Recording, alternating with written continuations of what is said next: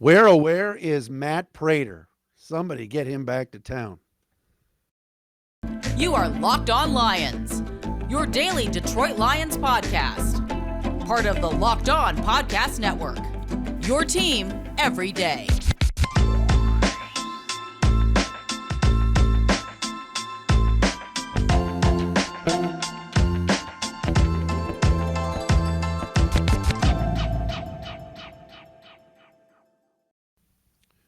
Hey everybody, Matt Dery with you. Locked On Lions, Locked On Podcast Network on a Monday, September 26th, and a Tuesday, September the 27th.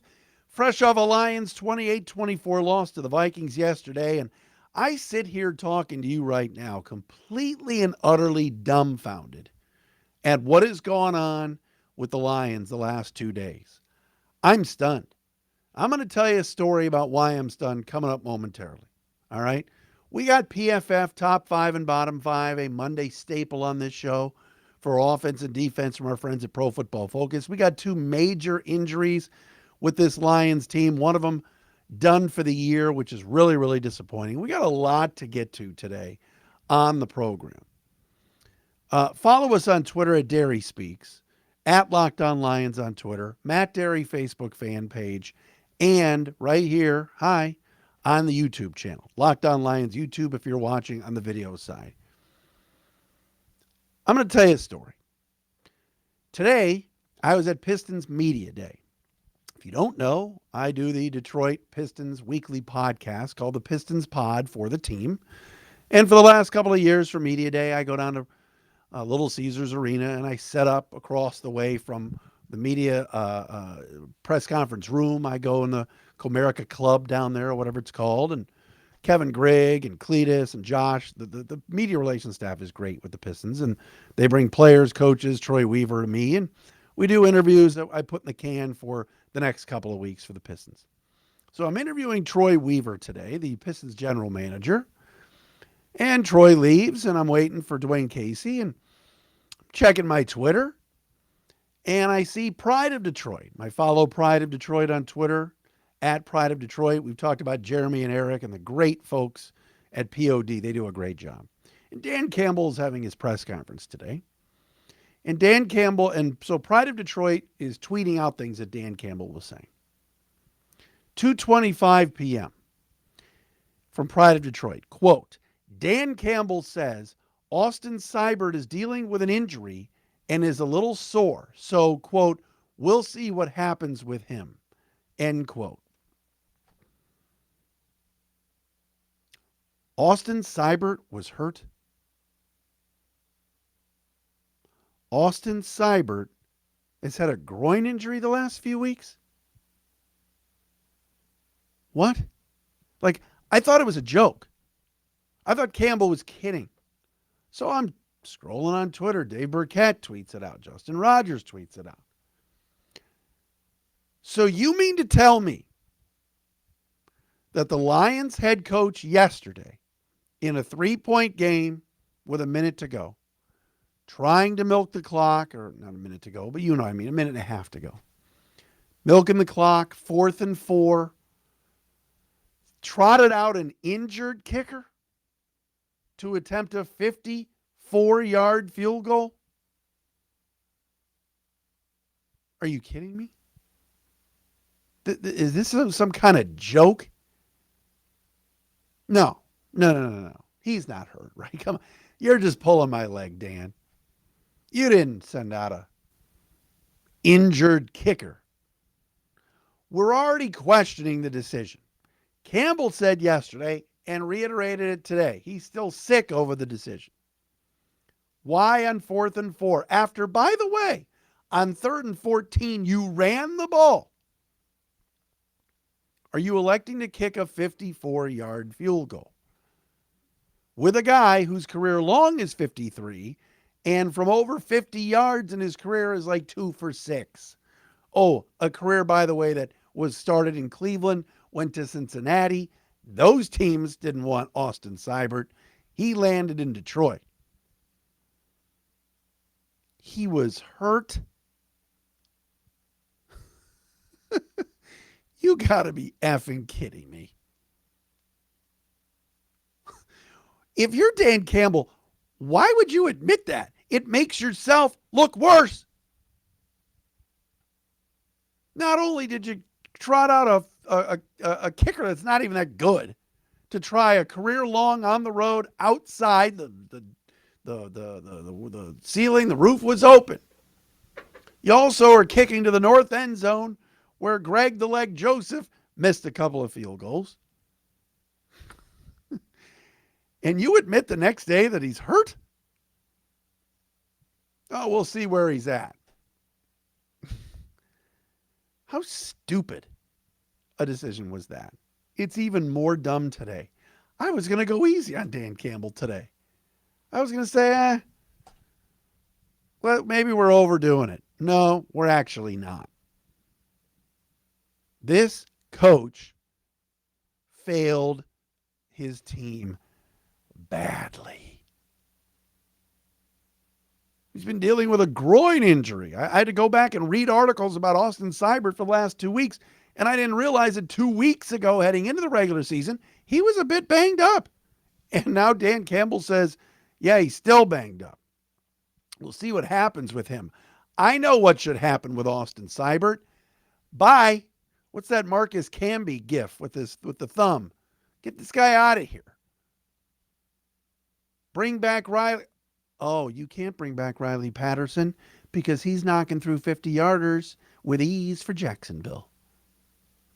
I guess Aldrick Rosas is on the practice squad. But Aldrick Rosas kicked one game last year in the cavalcade of kickers that Brad Holmes and Dan Campbell trotted out a year ago. I think it was 7 kickers going back to training camp last year. They had a competition in training camp and got rid of both guys. Brad Holmes and Dan Campbell's handling of the kicking situation for the last 2 years has been a carnival act. To quote the great Brandon Tierney from WDFN back in the late 90s, early 2000s, what an absolute sideshow circus. He's hurt. Jack Fox should have been out there punting the ball and pinning the Vikings deep. Jeez. What a disaster.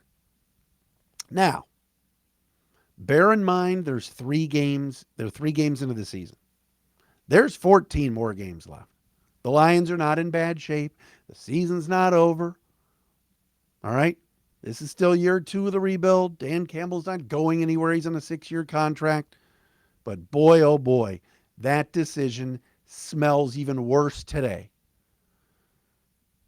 I'd give Campbell credit. He can't lie. He is as transparent and honest and open as any coach in any sport I've ever seen.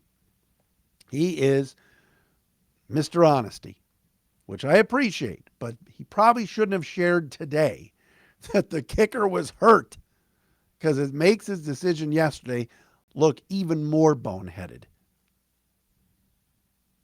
If Austin Seibert's hurt, I'm assuming Rosas kicks this week. I don't know what to say. I really don't. Attempting that field goal yesterday was dumb.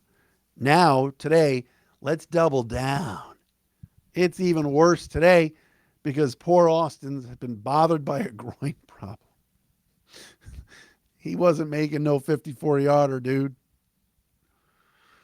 The Lions should have won yesterday. They were the better team. They dominated for a lot of that stretches of that game. They had a pair of 10-point leads.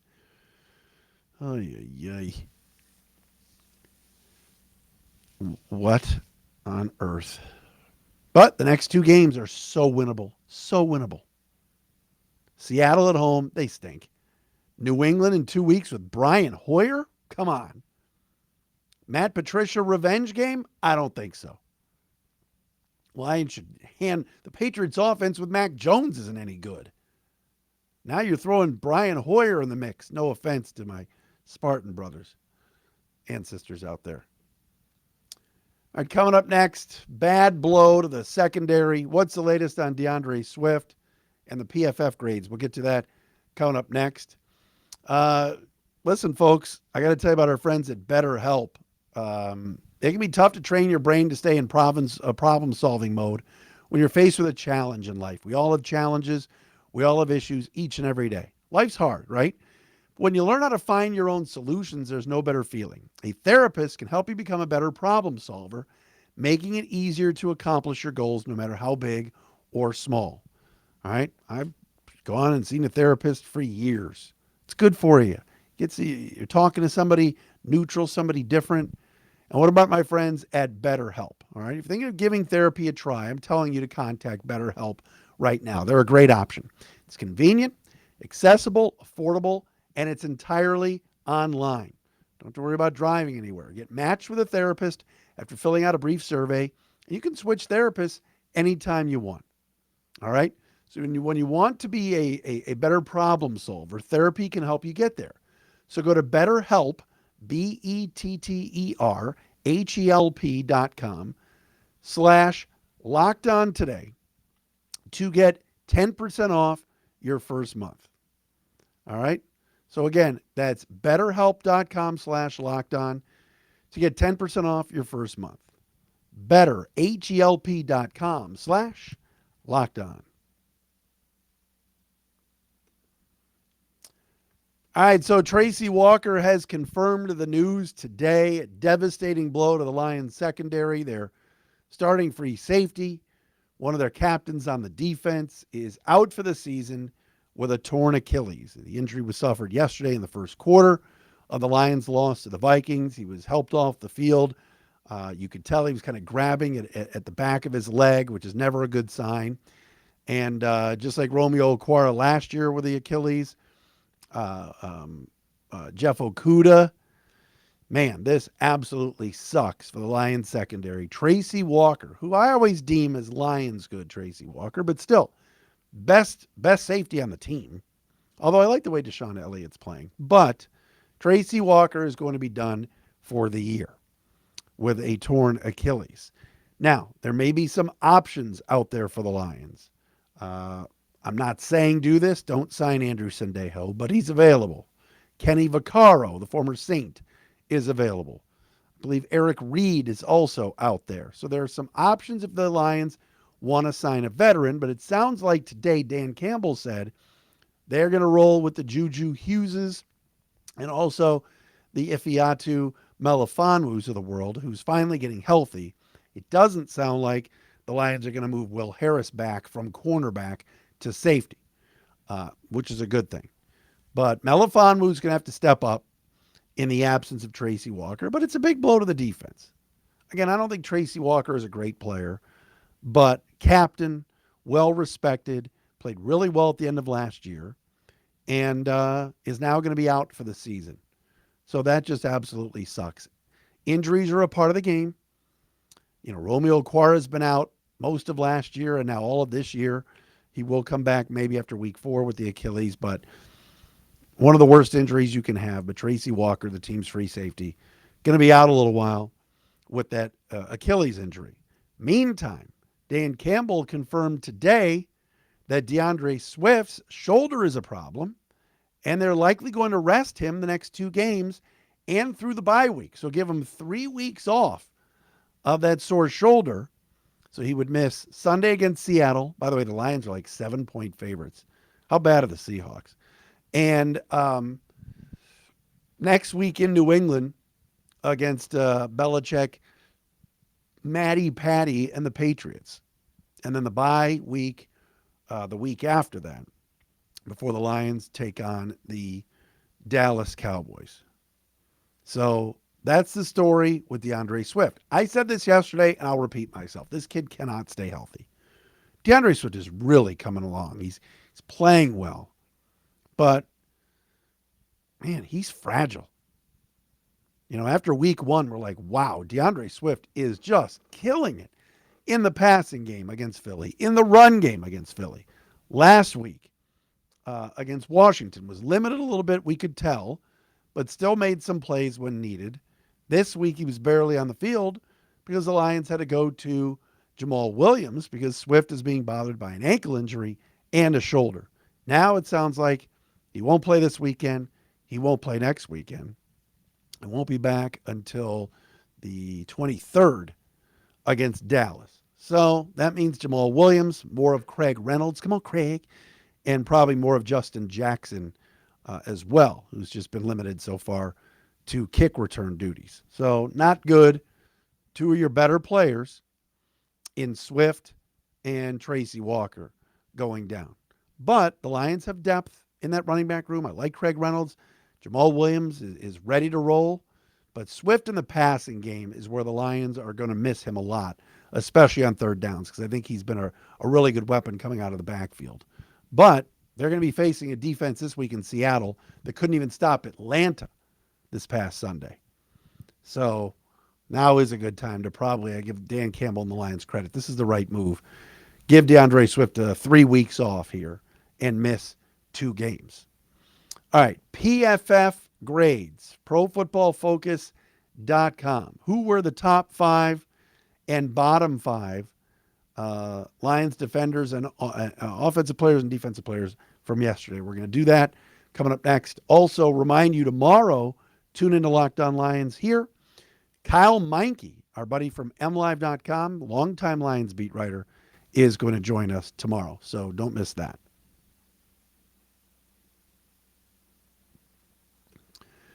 All right, here we go.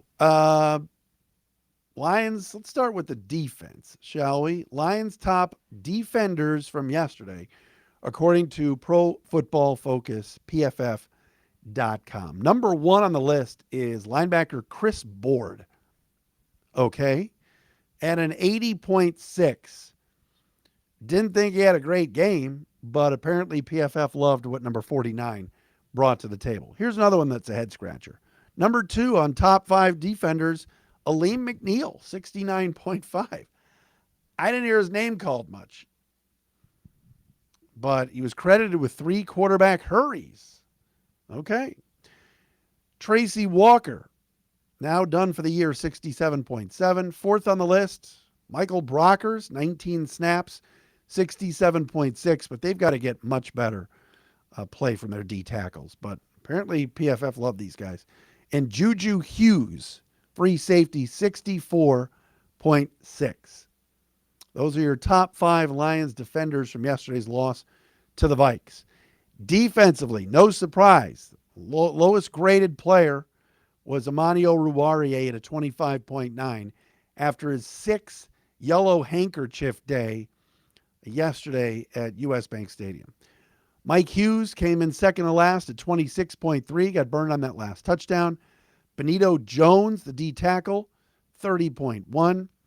Rodrigo, not a good game for Malcolm, 35.8. Ouch. And Aiden Hutchinson, the golden boy, 52.0. Bottom 5 for Lions defenders on Sunday. On the offensive side of the ball, Jamal Williams checked in at an 86.7. He had a really good game yesterday in 35 snaps. Penei Sewell, right tackle, played all 78 offensive snaps, second with a 77.3 grade. Amon-Ra St. Brown, a 76.4. Josh Reynolds comes in at a 69.0. Nice. And DJ Chark at 66.3. Those are your top 5 Lions offensive players. Bottom 5 on the Lions offense. Craig Reynolds, 45.8. Evan Brown, who played right guard yesterday, 49.0. The tight end, who's starting to look very average as a player, TJ Hawkinson, 50.7. I was thinking about this yesterday. Lions were 3 for 16 on third downs. When does TJ Hawkinson ever get open? Like, when does TJ Hawkinson ever make like a big play on third down? He caught the touchdown yesterday, but Lions radio statistician Mike Bratta could have caught that one. Dan Skipper, left guard, 51.7. And DeAndre Swift played 32 snaps yesterday, came in at a 52.1. Jared Goff's PFF score, by the way, 64.2. Not great, not horrible. Lions have got to get more out of TJ Hawkinson. If DeAndre Swift's going to be out a while, everybody's talking about, Hawk's going to get paid, big money contract coming his way. All these guys are getting their Dawson Knox getting a big deal. David Njoku getting a big deal. Would you pay TJ Hawkinson $13 million a year right now? I wouldn't. It's not a factor. He's got to get off the line of scrimmage and get open and make a big play. The Lions are 1-2, and the schedule coming up is not bad. They can win these next two games. They should win these next two games. Seattle's not good.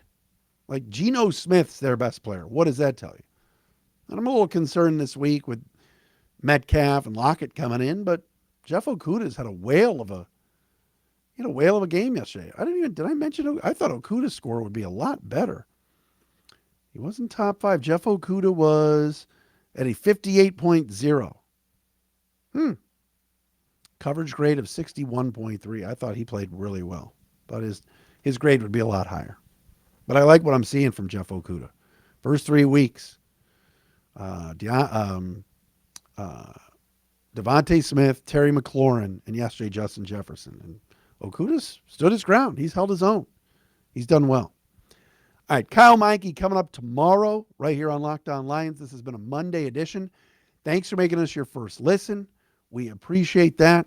I messed that up. Our friends at BetterHelp, there's your overlay if you're watching on YouTube. And folks, the Lions are never not entertaining. They always somehow are entertaining, aren't they? Hopefully, a couple of wins coming up. Talk to you again tomorrow.